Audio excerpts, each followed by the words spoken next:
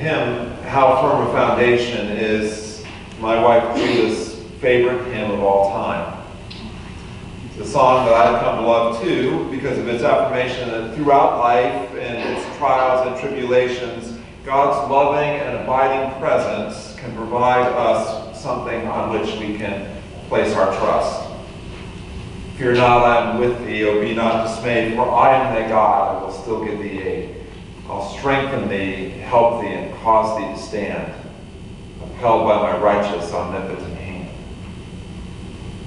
Like We Shall Overcome, How Firm a Foundation is the kind of sturdy song that can sustain and encourage a person or a community in hard times.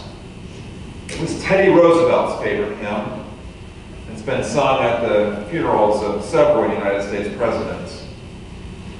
More personally, I think of how during our first year in seminary, before Judith and I ever started dating, Judith sang it to a seminary classmate of ours. Over the course of a long night, during which this woman was in the throes of withdrawal, Judith sat on the bathroom tiles and held her head and stroked her hair and sang, "How firm a foundation, ye saints of the Lord, is laid for your faith in God's excellent word. What more can he say than to you he has said? To you for refuge, to Jesus have fled." The happy ending to that story is that, thanks be to God, that young woman, strengthened, helped, and standing, went on to graduate with our class. And thanks be to God, our friend will be celebrating her 30th year of recovery from addiction this fall. In the years since, I'm sure that she has helped countless people on their journeys of recovery too. Whenever I come across today's passage from Isaiah, I find myself drawn again to How Firm a Foundation, particularly the poetry of its third stanza. And it's almost as if the hymn writer is channeling the words of the prophet. "When through the deep waters I call thee to go, the rivers of sorrow shall not overflow. For I will be with you, your troubles to bless, and sanctify to you your deepest distress." What a promise. I will be with you, your troubles to bless, and sanctify to you your deepest distress. I love the idea that God will somehow bless our troubles and sanctify our distress, or make them useful into shaping us into the sort of people that God wants us to be. Now notice, it doesn't say that you and I will never have trouble or sorrow or distress. The words don't say that God brings trouble and distress upon us just so that God can teach us some sort of lesson. What the words in our passage for this evening promise is that God will be present in the midst of our problems, and that the providence of God can even wrench a blessing from them. This means, at the very least, that what we go through can make us better, more kind and compassionate, more loving and deep people. That's what it means to have our distress sanctified. It becomes a tool that shapes us into something more useful for God. That, of course, is the kind of statement that those who want to bring comfort and solace to those who are hurting need to handle with extreme care. You don't have to read Kate Bowler's "Everything Happens for a Reason" and other lies I have loved to know that dishing out platitudes and pieties to people in pain often hurts more than it helps. Far better to be present and quiet than to try to provide answers and explanations. Based on this wisdom, Ellen McDowell has created a series of sympathy cards. One says, "I wish I could take away your pain, or at least take away the people who compare it to the time their hamster died."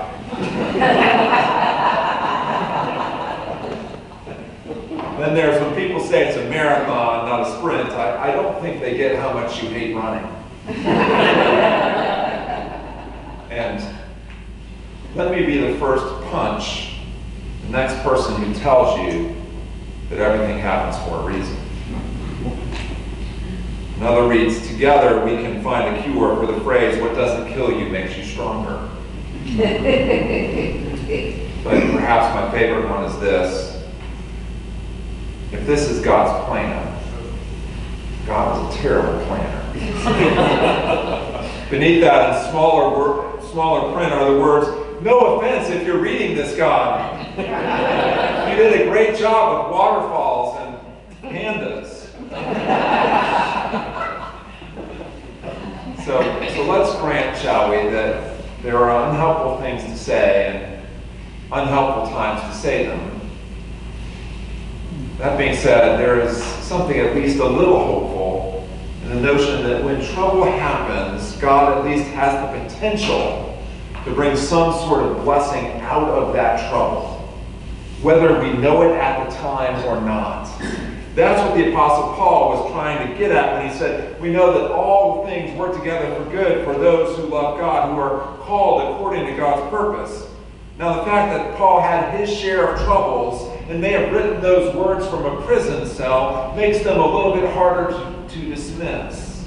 It's a little easier to swallow them, knowing that this man went through his own hard times. Regardless, the notion that troubles can be blessed is exceedingly hard to see when you are in the middle of the troubles. Sometimes, quite honestly, troubles can seem to be too much.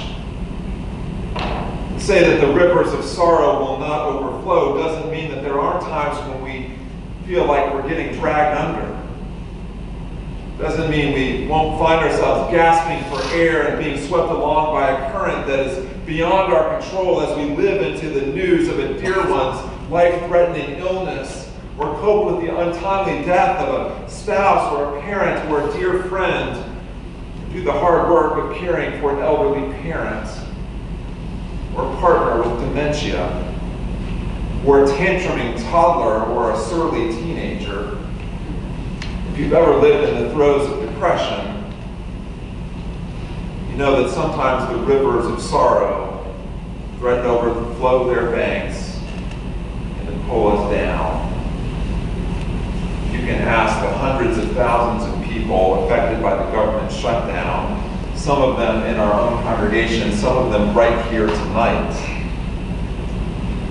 And they'll tell you firsthand about how high and swift the waters can get, as can refugees and immigrants fleeing peril, as can families who have lost loved ones to violence, as can anyone really who has ever felt overwhelmed.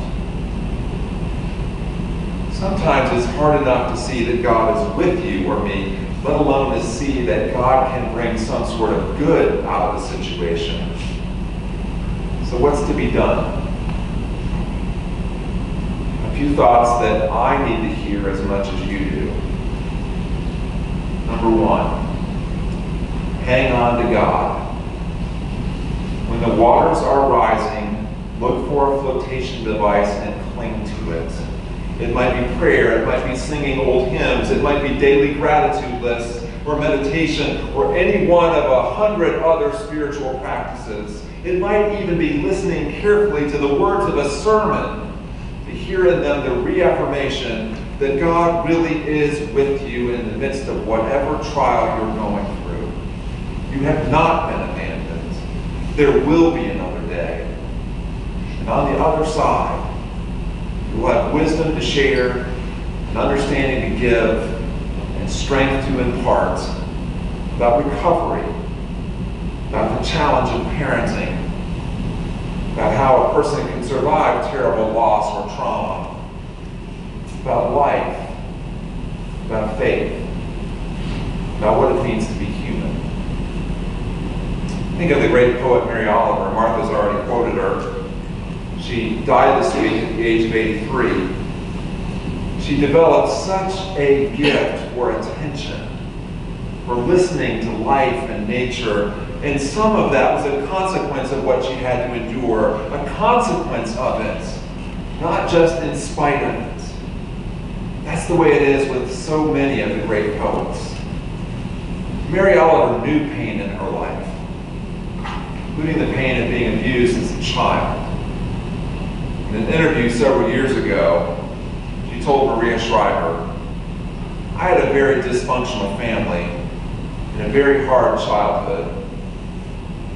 So I made a world out of words, and it was my salvation. It wasn't just her salvation, it was ours too. Her sanctified distress gave many of us another handhold to God. Upon learning of her death, I shared the following poem with friends. It's called I Worried. Imagine that I would be drawn to a poem with that title, I Worried.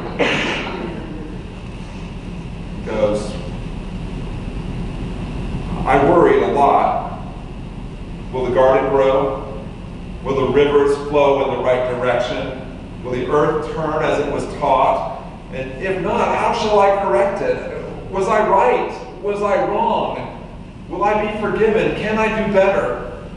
Will I ever be able to sing? Even the sparrows can do it, and I am, well, hopeless. Is my eyesight fading, or am I just imagining it? Am I going to get rheumatism, lockjaw, dementia? Finally, I saw that worrying had come to nothing and gave it up. Took my old body,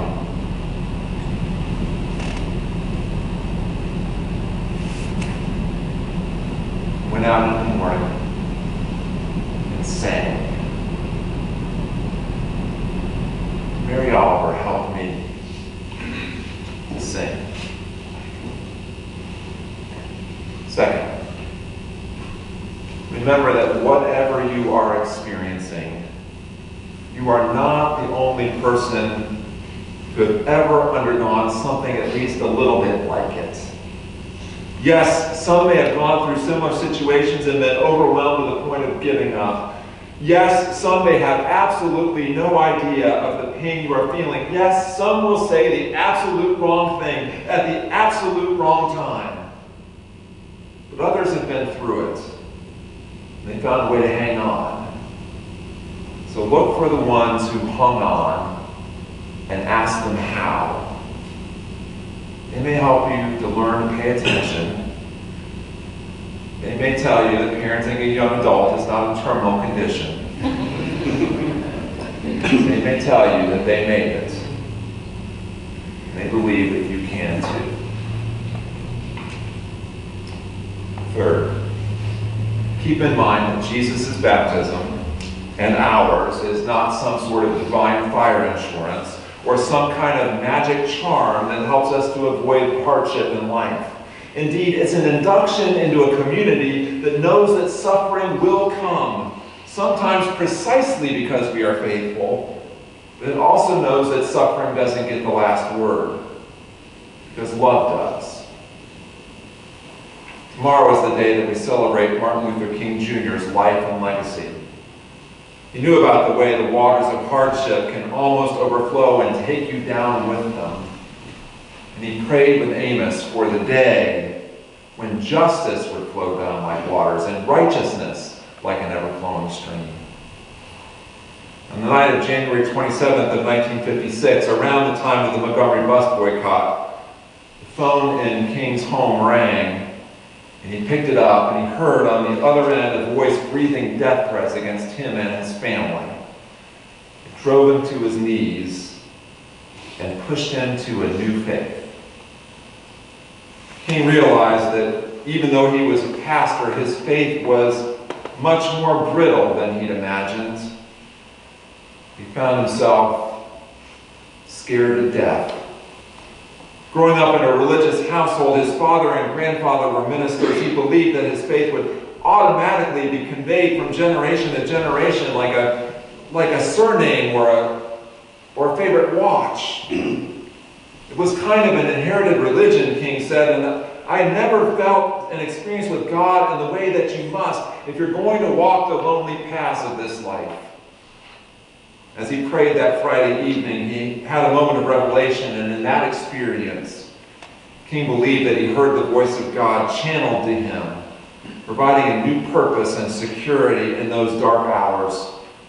Later, King recalled, At that moment, I could hear an inner voice saying to me, Martin Luther, stand up for righteousness. Stand up for justice. Stand up for truth. And lo, I will be with you, even to the end of the world. Even though he was a preacher, that was the first time King had his own personal, intimate encounter with God. It was an encounter that endowed him with a deep sense of peace and purpose for his journey ahead. His troubles were blessed, and his distress became sanctified, and he died before he was 40 years old. A last comment. At every moment in life, we are either in the river or somehow we're on the bank, heaving a sigh of relief that we made it through and didn't get pulled under this time. At every moment, we're either in the river or we're somehow on the bank. Those of us who find ourselves on the riverbank would do well to remember the many people currently in the river. Throw them a rope. Don't just sit on the shore and say, hey, it's great over here. One day you'll be out of the river too. Throw them a rope. It might look like a sandwich bag that says, we love you, stuffed with a peanut butter and jelly sandwich for someone at the shelter in Falls Church. It might look like a cup of coffee with a hurting friend, a visit to the hospital, a word said on behalf of someone who needs your advocacy. It might look like warm chicken stew delivered to a grieving widow. Whatever you do, throw them a rope.